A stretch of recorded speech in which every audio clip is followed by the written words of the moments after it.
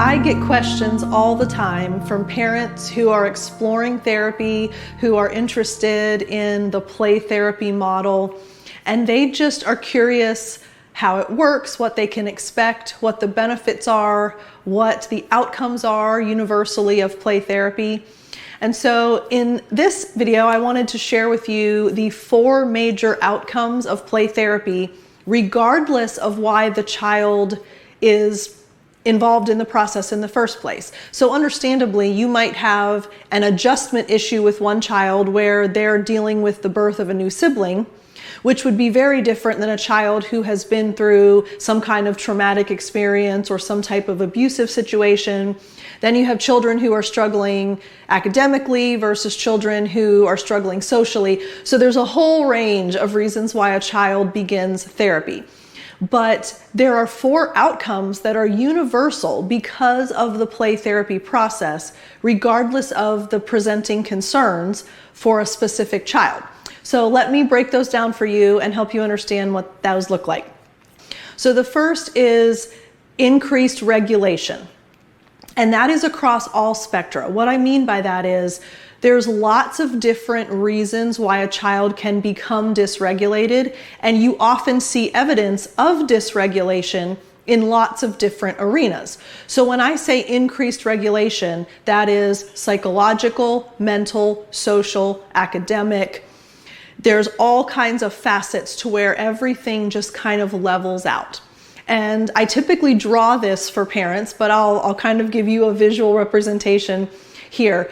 If you think about a flat line and you think about a zigzag up and down, huge spikes above and below the line, and it's kind of all over the place, almost like, a heart monitor, maybe an irregular heart monitor, you have these huge swings and ups and downs. That is typically the behavior and the normal for a dysregulated child previous to starting the therapy process.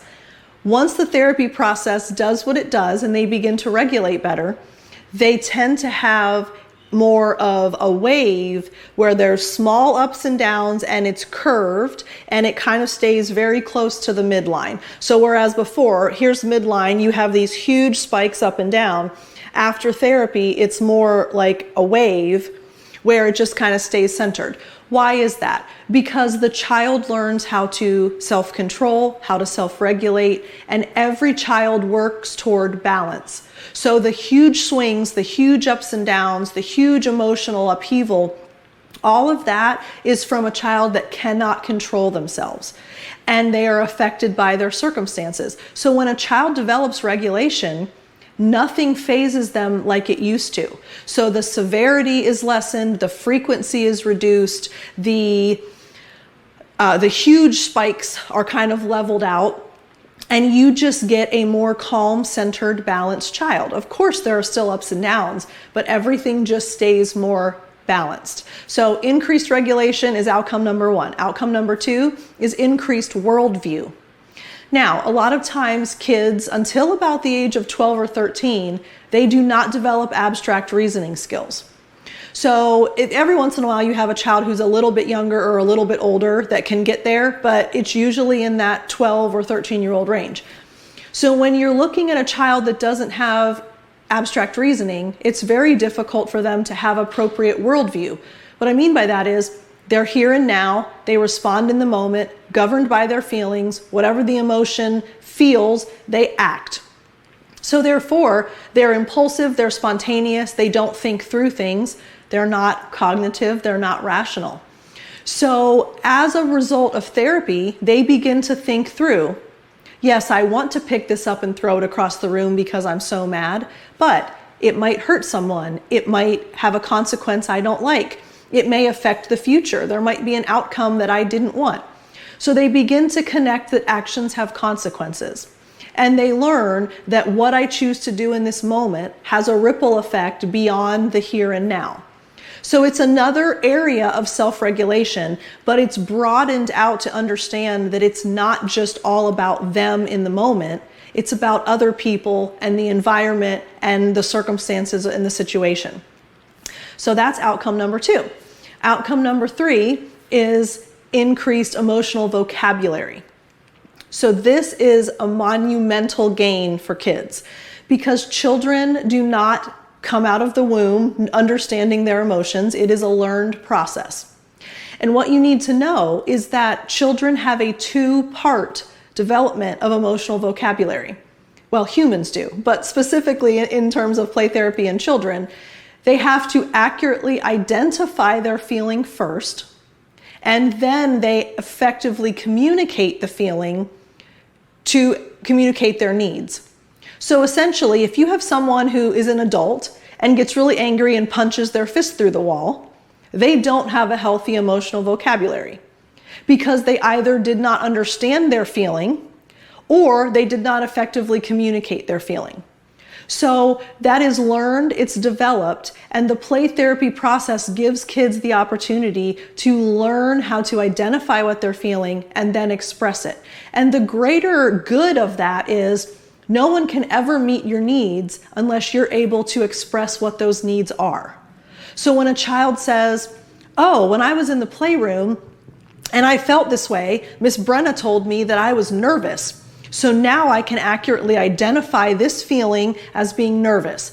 Part one. Part two, next time I feel this way when I'm at home or at school or on the playground or wherever I may be, I can say, "Oh, I remember what this is." Now I can tell someone, "I feel nervous right now." Then the need can be met. So emotional vocabulary is a huge gain for kids as a really beneficial outcome. Outcome number 4 is increased self-esteem.